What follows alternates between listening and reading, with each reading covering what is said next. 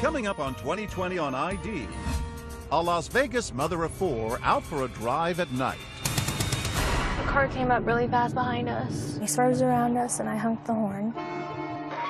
That mother supposedly followed home, gunned down. I was screaming and crying, saying, "Mom's been shot, Mom's been shot." The hunt for her attacker is on. Her family destroyed by grief. That's quite white.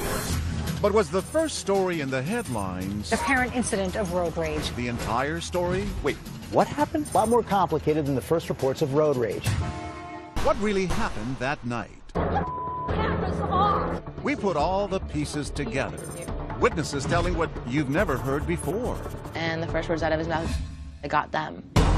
The victim painted as a villain. People start to wonder, should I be feeling bad for her? Are you all happy? You made my wife look like an animal. And the suspect with his own story to tell. Every direction I went, she would just follow. In this story, nothing is as it appears to be. And whatever happened in Vegas doesn't stay in Vegas. If this were a movie, it would almost be too unrealistic. A dangerous intersection. Welcome to 2020 on ID. I'm John Quinones. It's a tale that seemed all too familiar. A heated exchange between two strangers leads to road rage and then murder. But in the story you're about to see, as the truth unfolds, it reveals a knot of tangled relationships, mistaken identity, and overwhelming fear.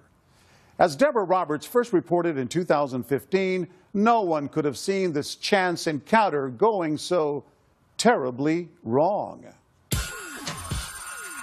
It's a cool Thursday night in America's favorite adult playground, Las Vegas, and the Strip is already jumping. But across town, near another playground in a part of Vegas where people actually live, a local mom's about to set a mystery in gear. She pulls in and she smiles and she's like, "I don't need you crashing the car." 44-year-old Tammy Myers is giving her 15-year-old daughter, Crystal, her first driving lesson. At 10 o'clock at night? Why would you go for a driving lesson at night? I wanted to go at night because, there's no cars around that you can possibly hit. And why'd you pick that area? It's close to home. So Tammy steers her 1993 Buick from the family home on Mount Shasta Circle to this empty parking lot at a nearby junior high school. A parking lot that's just wide open. Tammy and husband Bob have raised 4 kids in this neighborhood, teaching them all to drive right here. So you didn't think anything about the fact that they were going driving late at night? We live in Las Vegas. We're a 24-hour town. That night, Bob is 300 miles away on business in Kernville, California, a traveling vendor selling hats and T-shirts at local fairs and sporting events. Son Robert Jr. is with him, the others back in Vegas, the eldest, Brandon, at home. And everything was good. Everybody was happy. Here's how Crystal says it all played out. Back in that parking lot, she takes the wheel, delicately maneuvering the car, delighting in every turn. I was just like, okay, I'm getting the hang of this. Then the lesson moves from the parking lot to the neighborhood's main streets. We finally stopped and she pulled over and we switched seats. Tammy now takes the wheel. Crystal says her mom is teaching her how to change lanes. She's going at a snail's pace when suddenly an impatient driver appears in the rear view. It was a silver car. I just noticed that he was riding our bumper. And then he swerves around us and I honked the horn. That honk of the horn, something we've all done, would change everything. So then you pull up here. She turns right and right about here. When Crystal says that silver car suddenly sideswipes them.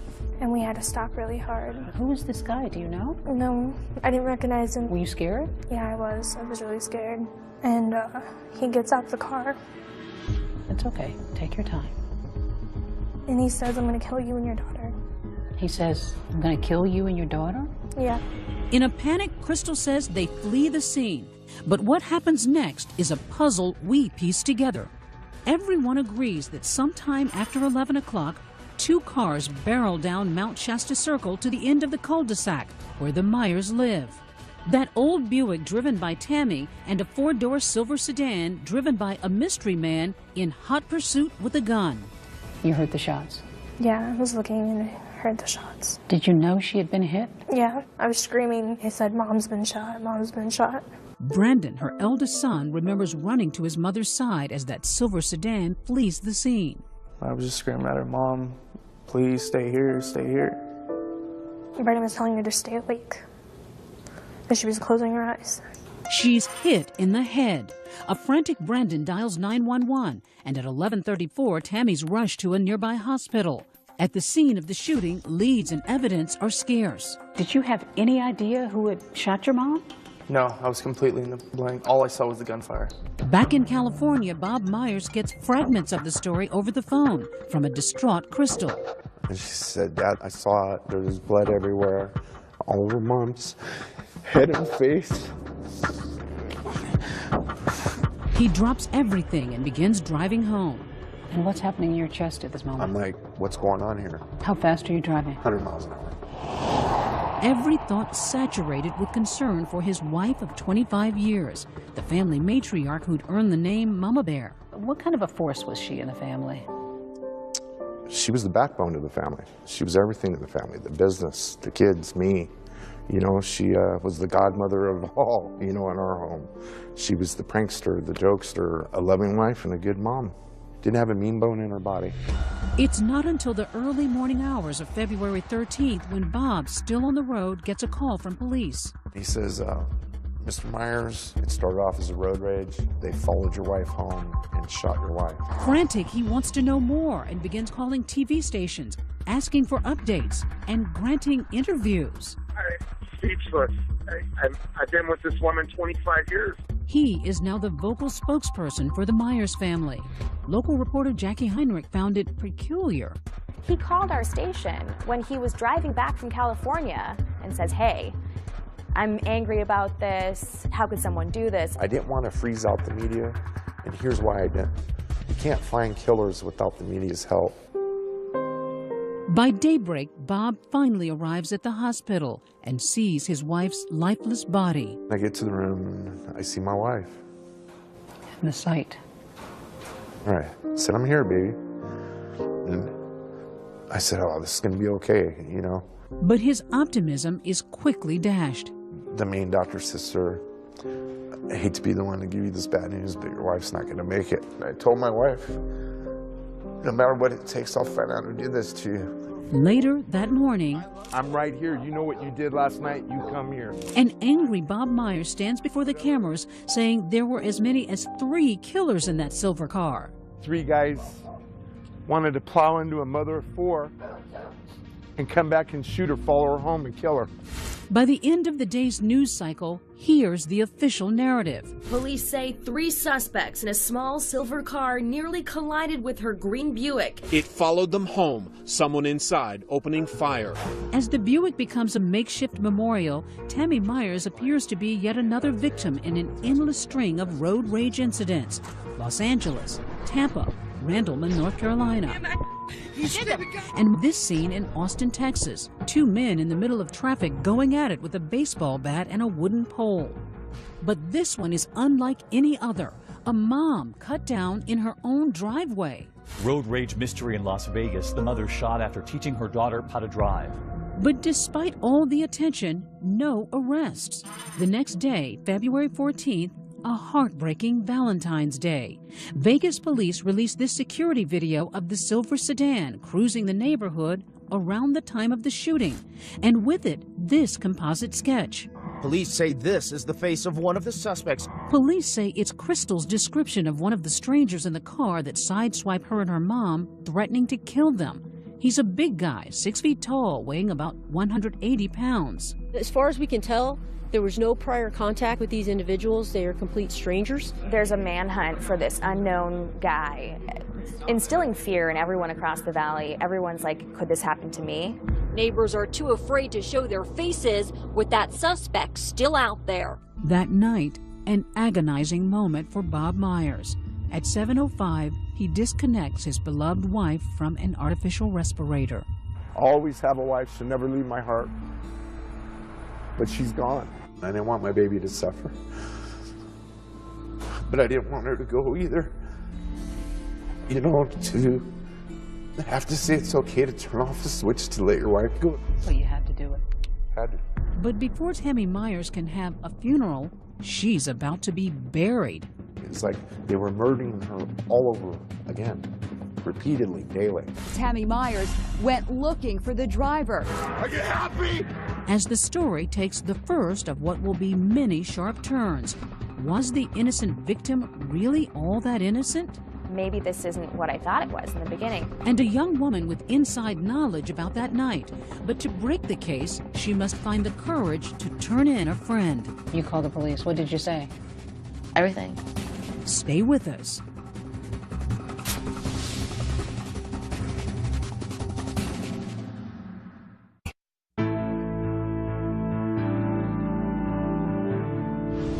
After a chance encounter with an angry driver, mother of 4 Tammy Myers has been shot dead outside her home. It seems like a case of road rage gone terribly wrong. But as Deborah Roberts reports, a piece of new information is about to turn this story on its head. A mother targeted. The hunt for her attacker is on in what's being called a case of road rage. She was a good woman and she didn't deserve this. While police search for the person who gunned down Tammy Myers, her family comes to grips with their loss. 3 days after removing his wife from life support, dear God, protect them in the days to come. Bob Myers holds a candlelight vigil. This is a testament to a good person in a community that needs good people. But now there are as many whispers about shooting victim Tammy Myers as there are prayers for her. I want to keep the facts as they are, because it's starting to get twisted. Just hours earlier, police announced a stunning discovery, one that paints a much different picture of this Las Vegas mom. The reason I wanted everyone here was to just clarify some things. A big piece of the Myers account has been missing.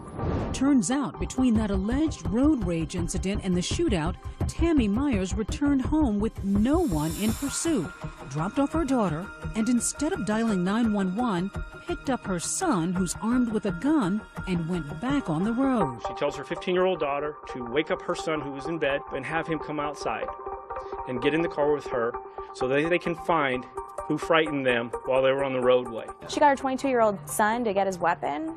I mean, people start to wonder, should I be feeling bad for her? Local reporter Jackie Heinrich says that surprising and late disclosure changed the whole tone of the story. When the police held a press conference and said, actually, Tammy Myers went back out, then they started to think, maybe this isn't what I thought it was in the beginning. Suddenly, the family is feeling the burn of online hate, with comments like, am I the only one who's glad she got shot? It was a firestorm of people just upset with what they had been told and what they'd been led to believe by the Myers family. On social media, people began to really turn on your wife and your son. Well, it bothered me. All of them did. Because my wife wasn't a troublemaker. Bob is suddenly doing damage control, insisting that this is not a vigil for a vigilante. My son is not an animal. My son is a hero in my book. So what's Brandon's story? He says his mother was convinced that road rager was headed to the house to make good on his death threat. She said, someone's trying to kill us, we need to go now. I'm like, why don't we call 911? You said, let's call 911. Yeah, and she goes, we need to get away from the house. They're trying to hurt us. How scared was she? How was she acting? Like, it was just something I've never seen before. She goes, we need to go now, get in the car, or I'm leaving without you. Did you go back for your gun? No, before I left out the door, I grabbed it. Brandon's gun, a registered Beretta 9mm pistol. Why'd you grab the gun? Just safety precautions. Someone's trying to hurt my family, so I'm gonna come protect them. Brandon claims that, you know, he only went with his mom because she asked him to, and he tried to hold her back and restrain her. But in the end, he got his gun, he got in the car, and he went out looking for these people. Brandon takes me on a drive to relive that night with his frightened mom behind the wheel. Like, she just, like, pale, her mouth was open. She was terrified. He points out the spot where he says his mom and sister were sideswiped by that angry driver. Happened right here. Right here. Do you see any cars? No, nothing. So he says they call it a night and head home. Still no cars, nobody's coming near you. No one's near us. Completely, it's a ghost town. But then, just as they make a right turn by the junior high school, he says they spot a silver car. So they were right here in front of us. She saw the silver car right here. It was literally right here in front of us. Things would escalate, leading to the shootout in the cul-de-sac, with both Brandon and that mystery shooter exchanging more than 20 rounds. But the exact how and who of the incident still puzzles police. That is, until this woman picks up a phone and drops a dime. You call the police. I felt that I had to. Were you conflicted? Absolutely. I still am, even sitting here. Nearly a week after the shootout, investigators interview this woman, Caitlin Christian. For the first time, she's sharing her story about the night Tammy died. It was about 3 o'clock in the morning. I was sleeping. My phone was going off the wall. She says it's 19-year-old Eric Nausch, a wannabe rapper and pot dealer, seen here in his Instagram photos. Caitlin says he's a close friend with whom she shared everything. You just connect with certain people, and Eric and I had a connection. He had lost his father as he was a kid. I lost my mom when I was a kid, so instantly that just connects people.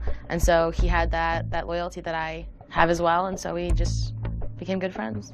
And that loyalty's about to be tested. It was, I need to come over, something important. How did he sound? Disheveled, shooken up. Caitlin says Nausch comes over to her apartment, confessing to a shooting in his neighborhood. And the first words out of his mouth is, I got them. Telling her he may have shot a rival drug dealer. And then he showed you something. Mm-hmm. What did he show you? Well, he had emptied his backpack. He had pulled out his gun and extra clips for the gun. Nausch leaves. Then, days later, it hits Caitlin. Her friend may have been involved in Tammy Myers' shooting. You read the details, that there's a mom of 4 who's shot and killed. What goes through you at that moment? How could this happen? And I didn't even finish the article before I got up and called. Called? The police. She makes a wrenching decision to turn in her trusting friend. And how did you feel after the conversation once you told them what you knew? Terrible, but there's always a right and a wrong. The next day, SWAT team squad cars surround Eric Nausch's home. He's holed up inside. Our Las Vegas affiliate KTNV is live on the scene. Right now we are in the tactical phase of attempting to take a suspect into custody. Caitlin says she's texting Eric nonstop. So you were trying to convince him to surrender? Right. Still a very confusing scene out here as everybody is arriving here on scene. One of those arriving is the suspect's mother, who's in obvious distress. Guys, please, guys, get back. Please! Turn your phone off! But as the standoff drags into its second hour, questions in this already complex case are multiplying. For one thing, Eric doesn't even drive, and he bears little resemblance to Crystal Myers' description of the shooter. I mean, he's really small. He's nowhere near 6 foot. And just as bizarre, the location of his house, just a block away from the Myers residence on Mount Shasta Circle. We go through the play-by-play on this map with ABC legal analyst Dan Abrams. The irony being that the suspect is right around the corner from this family. They're out looking for some composite sketch of some guy in a road rage incident, and little do they know that it's a block away. You can literally see his home from my front door. And you walked over to his home really angry. Pajamas and all. I'm quite white. You were yelling. Oh, I was upset. No, it ain't okay. Bob Myers is devastated, the police stopping him from getting any closer. And in that moment, his understandable grief turns to unforgiving anger. You all happy? You made my wife look like an animal and my son. There's the animal a block away. Are you happy? My wife was a victim. She lost her life. And it's like they were murdering her all over again. Repeatedly, daily. Finally, a shirtless Nausch surrenders. Suspect has been taken into custody. Suspect is en route to headquarters to be interviewed. Yes, police have questions, but nobody's prepared for the shocking answers. This story's not right. My name's getting thrown in. Nausch is about to spin a whole new version of the story. When we come back, Eric Nausch says road rage had nothing to do with it. I just had threats on my phone. And claims Tammy Myers was stalking him. Every direction I went, she would just follow. Everywhere I went, that car was there. Stay with us.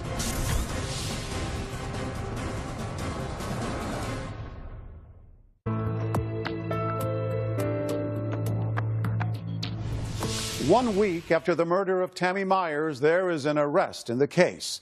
But as police bring the suspect in for questioning, the twists and turns continue. Once again, here's Deborah Roberts. Well, a teenager in custody. His name is Eric Nausch. We know the suspect is here at Metro headquarters. While the media churns the news of Eric Nausch's arrest, the 19-year-old suspect himself is alone with his thoughts, slumped across an interrogation table, while others are thinking, just who is this kid? His Instagram account is full of photos of what appear to be drugs. By all accounts, Nausch is a wannabe gangsta rapper and low-level drug dealer known on the streets as Baby G, the kind of guy who ends up either famous or in jail, or in this case, both. You got your water? All good? All right. But his close friend Caitlin Christian sees him more as a lost child whose father committed suicide in 2010 and is now living with his mother and a baby sister. Eric is a good person. Eric has a huge heart. Was he a troubled kid? I don't believe so. He wasn't a violent person. I believe that there's a void when a parent's not there, but I don't think he was a troubled individual, no.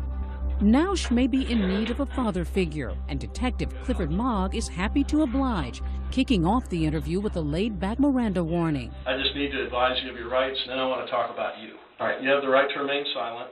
After some friendly talk, So, tell me about Eric. the cuffs are off, trust building, You'll be cool with us, aren't you? and very slowly Detective Mogg starts pulling the string. In your mind, what's this all about? Tell me. Well, you guys think that I did something.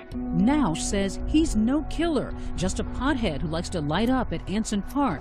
Curiously, the park just across the street from the junior high school where Tammy Myers was giving that driving lesson. The park has always been my #1 spot.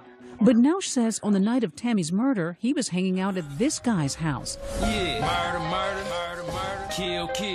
a local rapper named Young Crane. I went over there sometime between the afternoon and I was there until the next morning. Then talk of weapons. Have you ever been in possession of any handguns, real guns? Yeah, but I got rid of it. When? Probably about like a month ago. So describe the gun. It was like this big, Mm-hmm. and it was black and it was silver. Much needed protection, Nausch says, because rival drug dealers had been threatening him and his family. Kids threaten your family or other people threaten your family? Yes. An hour later, detectives finally reveal their hand, letting Nausch know they've already blown up his alibi, because his best friend Caitlin has told them everything. Katie really likes you. She said you were like a little brother to her. Where he'd been, what he'd done, and the gun he did it with. I knew about that gun that you were talking about way before you ever told me. This is crazy, dude. It is. Everybody's trying to see you do the right thing, but everybody realizes that you made a bad mistake that night, okay? And the fact that you sought out Katie to talk to that night, that lets me know that this was really bothering you. Cornered, Nausch can no longer carry the weight on his slender shoulders. Come here, Eric. Look, son, tell me what happened, okay? You gotta get this off your mind. I didn't mean to hit no mom with those bros. So tell me what happened. Tell me from the beginning, Eric. Now get ready for Nausch's story, which begins just after 10 o'clock. That night, he's in the park, armed and paranoid over the threats he'd been receiving, when he notices Tammy's Buick circling slowly in the school parking lot. Every direction I went, she was just following. Everywhere I went, that car was there. He says he was sure it was someone stalking him, so he hides and calls a friend to pick him up so he can get away. It was a smooth 30-45 minutes before I even got in the car, until I knew this car was out of sight. The friend arrives in a silver Audi sedan. Nausch thinks he's escaped his enemies, but almost instantly crosses paths with that Buick once again. They just came out of nowhere. They were following us, and they didn't even turn. He tells police something that surprises them, that someone in the other car was brandishing a gun at him. So far, we have you telling us that these people were waving a gun, okay? Waving a gun out the window. Listen to me. Nobody but you have said that. And he reveals something else that thus far has gone unreported. He fires shots at Tammy's car even before the fatal shooting. And I just cocked it back and I started shooting them. He says the cars separate and he starts heading home. But as he turns onto a street, suddenly they are once again face to face.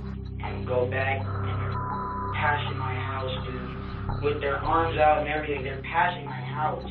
And Nausch, now panicking, follows that car into the cul-de-sac. I really thought these were the guys they've been threatening me this whole time. When you pulled into the cul-de-sac, what did you see? First thing I seen them running up to the door. That's all I kept thinking is they going to grab more straps. And I didn't let every bullet I had in there. I got scared. Do you think he had any idea that it was Tammy Myers in that car? No. I full-heartedly, in my soul, believe he had no idea. You know, you can tell when someone's hiding facts or holding back. And he wasn't. He didn't even know if anyone had been struck at this point, let alone who was in the vehicle. He had no idea. After unloading his gun, Nausch flees the scene, thinking he'd protected his family. It's only days later, Caitlin says, they both realize he may have just destroyed one. What was his reaction when he realized that it was Tammy? Nauseating remorse. Like, he could not understand how it happened. How did it go from, I was terrified and these are some punk kids looking for me, to the life of a mother. He saves his biggest surprise for last, telling police Myers is not only one of his neighbors, he knows her, has eaten dinner at her table. So you know the family? I know the whole family, man. Is there anything you want me to tell the family? Like, my intentions were to take someone who was going to harm my family up. Not my homie's mom. Not Tammy. The stunning relationship is confirmed for the first time when Bob Myers later addresses the press. We knew how bad he was, but we didn't know he was this bad. Myers claiming his wife had mentored the troubled youth. My wife spent countless hours at that park consoling this boy. She was really good to him. She fed him, she gave him money, she told him to pull his pants up. Some saw it as odd that you didn't disclose that you knew him to the media at one point, and then later on you did. Because I didn't know. I never knew Nausch's last name. I knew him as Eric. I didn't know until I saw his picture on television. Detectives leave their suspect alone in that room, this time to call his mother and let her know he won't be coming home. Mom, I love you. I love you. Okay, I've already told them everything. The only reason I confessed, Mom, was because they knew everything. But the case is far from closed. Nausch won't give up the driver of the silver sedan and claims no knowledge of any prior road rage incident. The so-called confession has some problems with it. And was there a darker side to the relationship between Tammy and her killer? Mrs. Myers used to come to the park and try to purchase things off of him. Stay with us.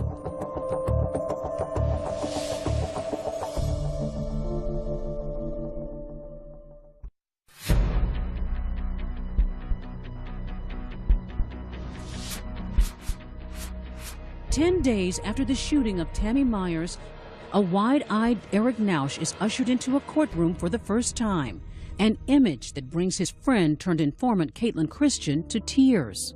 What do you see when you see this shot in court? Just terrified. I mean, he looks the picture of a confused kid right here, don't you think? Yeah. In court, Nausch is with his new defense team, Conrad and Augustus Klaus. They're known around town for their assertive advertising, and now for an assertive defense. We are conducting our own investigations, and some of those already appear to be bearing fruit. The Klauses want that interrogation tape tossed out, And I just cocked it back and I started shooting on him. saying their client had smoked pot right before surrendering to police and was impaired while making those statements. The fact that our client was high and the police knew it compromises the result. But they're not just betting on a technicality. They claim the killing of Tammy Myers was justified. The facts seem to point to self-defense in this situation. I think there's a possibility, at least, that he was feeling like his life was in immediate danger. Now, I think in a court of law, it's going to be very hard to prove that, firing 20-some-odd rounds is self-defense. Do you think Eric should go to prison as a murderer? No. But I don't think Eric needs to go away forever. Because, she says, for months, Eric was facing a barrage of anonymous death threats from what he suspected were rival drug dealers. The situation serious enough for him to get that .45 caliber pistol. What kind of threats? He said they would come through text messages, phone calls, Facebook messages. He didn't know who they were, but that they were going to skin him, skin his baby sister alive, take care of his mom as well. You saw the actual text messages? Absolutely. And as Nausch says repeatedly in his interrogation video, he thought they'd come for him the night of February 12th. In his mind, it's they threatened me. This was them coming at me. This was me protecting myself. And she believes Nausch's claim that he saw someone pointing a gun at him from Tammy's car, prompting him to begin shooting. But there's no doubt in your mind that he felt that somebody waved a gun at him, that he saw that. Absolutely. There's no doubt in my mind that he felt absolutely threatened, that it was me or it was them. But Brandon Myers insists he never revealed his gun. Did you wave your gun? No, not at all. Given the Myers family's previous omissions, Jackie Heinrich has trouble believing them. Her suspicions turbocharged by rumors among people who knew Nausch, like Anthony Lee, and what they claim was the true nature of the relationship between Tammy and Nausch. Mentor and mentee, or something more sinister. Mrs. Myers used to come to the park and try to purchase things off of him. Find out that it has more to do with drugs than mentorship. Heinrich points out that investigators found the painkiller oxycodone in Tammy's purse. We don't know if that is related to their relationship or if that's separate, if that's totally on the up and up. Nausch never mentioned anything of the sort in his interrogation, but the accusations lead to headlines like this, suggesting the shootout wasn't about aggressive driving at all, but about dirty drug dealing.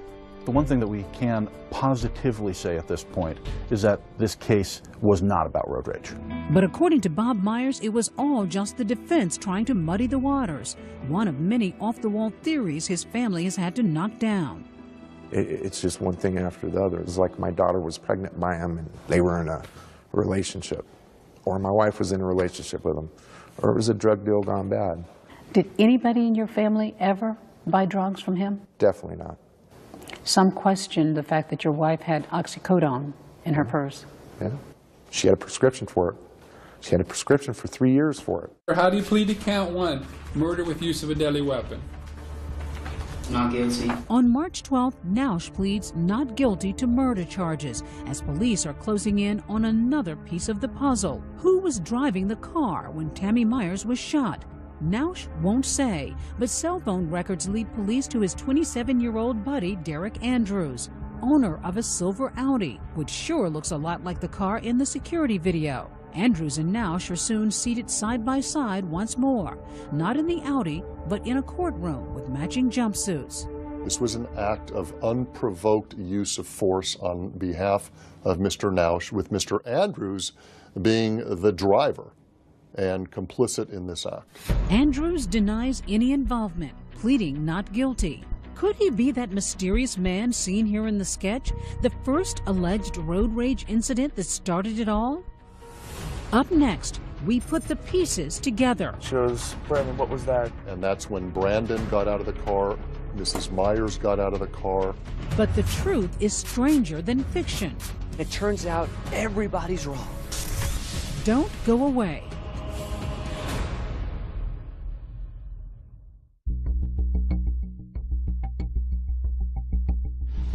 With arrests made, suspects in custody, and charges brought, finally, the prosecution's story, the version jurors will hear at trial. DA Stephen Wolfson thinks he can finally explain what happened the night Tammy Myers was killed. There's no evidence to support that Mrs. Myers was doing anything other than being out with her daughter, giving her daughter some sort of driving lessons. Wolfson believes Crystal Myers. Yet what happened next is a series of bizarre, tragic coincidences, the odds of which, even by Vegas standards, are incalculable. 10:10 p.m. Tammy's offering that driving lesson to her daughter in the school parking lot. By coincidence, Eric Nausch is in a park across the street. He's carrying a .45 caliber handgun and the weight of the world on his shoulders after death threats from some rivals. Now this is a kid, in my opinion, who had a .45 caliber weapon that speaks volumes. A .45 caliber is a huge weapon. Nausch notices the Myers vehicle and its slow-moving maneuvers and apparently misconstrues that as a threat. He thinks the driver is stalking him. And nobody seems to dispute that it all started right here in this junior high school parking lot. Just out for some driving lessons. 10:50 p.m. After the driving lesson, Tammy Myers gets back behind the wheel and begins heading home. 10:56, she sees a silver sedan speed up behind her and pass aggressively. Her impulsive teen daughter makes a fateful decision. Crystal reaches over and slams on the horn. If that horn hadn't been honked, none of this probably would have happened. It's full-on road rage as the silver car pulls in front of the Myers. Crystal says the driver hops out, walks toward her mom's car and says, "I'm gonna kill you and come back for your daughter." We'd be very interested to find out who was in that other car, because we don't believe it was Mr. Nausch. Back at the park, Nausch is being picked up by friend Derek Andrews, coincidentally driving a different silver sedan. Meantime, Tammy Myers makes it back home, and instead of dialing 911, drops off her daughter and picks up 22-year-old son Brandon, who grabs his pistol. He happens to be a registered handgun owner. It was a mistake on her part, in my opinion, but it is what it is. The search begins as mom and son take off looking for the road rager. Moments later, they locate him, or so they think. We pulled up, got him there right here in front of us. She saw the silver car right here. It was literally right here in front of us. What does she say when you see the car? Brandon, that's them. Those are the ones that threatened to kill me and your sister. A chance encounter and what would be a fatal case of mistaken identity, as Tammy has the right color but the wrong car, one occupied by Nausch and Andrews. It's right here that she thinks she's found the car. And it's at that same moment that Nausch thinks he's being followed by this green car. So now you have both of them mistakenly paranoid about the other. When Nausch spots the stalking green Buick, the same exact one he spotted in the parking lot, he surmises that he's the one about to be attacked. Moments later, shots fired. The first, but not the last time bullets will fly that night. At that point, the evidence says that Mr. Nausch raised his weapon in a threatening manner. This is a loud .45 caliber gun, makes a lot of noise, very intimidating. She goes, "Brandon, what was that?" I said, "Mom, we're getting shot at." At that point, she's shaking. He says he fired some shots there, but he didn't hit anybody. This should have been the end of it, which is Nausch has now gotten to threaten the drug dealers who he thinks are behind him. He's fired his weapon. They've learned their lesson. Both cars speed off. Myers and Nausch each heading home, taking parallel streets. But remember, they live only a block apart, and in the final, cruelest twist of fate, find themselves headed for disaster as they turn toward their houses, winding up on the same street. The Myers pull into the cul-de-sac. Derek Andrews follows them in. And that's when Brandon got out of the car, Mrs. Myers got out of the car. There's no evidence to suggest that Brandon or Mrs. Myers did anything to legally provoke and give Mr. Nausch the legal right to use deadly force. The minute he follows them into that cul-de-sac, he's now become a threat. What did you think was about to happen at that point? Did you think there was going to be a shootout? No, until they started shooting. And everything was like slow motion, like very slow pace. It was weird. Nausch empties his .45 and reloads. The evidence will show Mr. Nausch, in an unprovoked way, for stupid reasons, chose to drive down in a neighborhood that he was familiar with. And he saw two people and opened fire. When the shooting stops, the sedan backs away, and Brandon Myers sees his mother on the ground. She was laying and bleeding. So just seconds more and you would have both made it into the house. Yeah. A year later, that house soon to be only a memory. The Myers family packing up, moving out of the neighborhood and away from the specter of Tammy. I catch myself all the time calling her. I'll sit in my chair out in the living room and I'll go, "Hey, babe." Nothing comes back. The quiet cul-de-sac, once a safe and secure street for the boys' football fun, will now be remembered for the woman it could not protect. And I hate looking at this. I just stare at the ground right there. And I know that she was right there. The family has had a book written telling their side of the story as they await the trial of Eric Nausch. Bob will wait until after that to lay his wife's ashes to rest. You haven't buried your wife? Oh, no. Why not? Because everything that was said about my wife. When I put my wife in the ground, I want all the truth out. And I think the only way we're going to get that out is from a trial. Mrs. Myers, as I understand it, was a nice lady who was willing to try and help a troubled kid. That's what the evidence will show and nothing more. They're all over here driving around like clowns. A year later, another incident in Las Vegas between the driver of this truck and a motorcyclist. But Brandon Myers didn't need to see that to give peace a chance. In the wake of his mother's death, he surrenders the 9mm pistol he took with him that fateful night. The cops have it. I mean, I told them I don't want it back. They can keep it. For Crystal, the youngest Myers child, life has been difficult. The loss, the scorn, the guilt. You saw everything. Yeah. I asked myself, what if we didn't go? Or what if I didn't want to go? Or what if I never honked the horn? It probably would have been different. Crystal is coping the best way she knows how, through music. You say that you've actually written a song. Yeah, I did. Do you mind singing a little bit? Sure. The angel fly and let the soul go. I know she'll be alright. All these people judging us everywhere we go. The pain will never leave. It will always remain the same.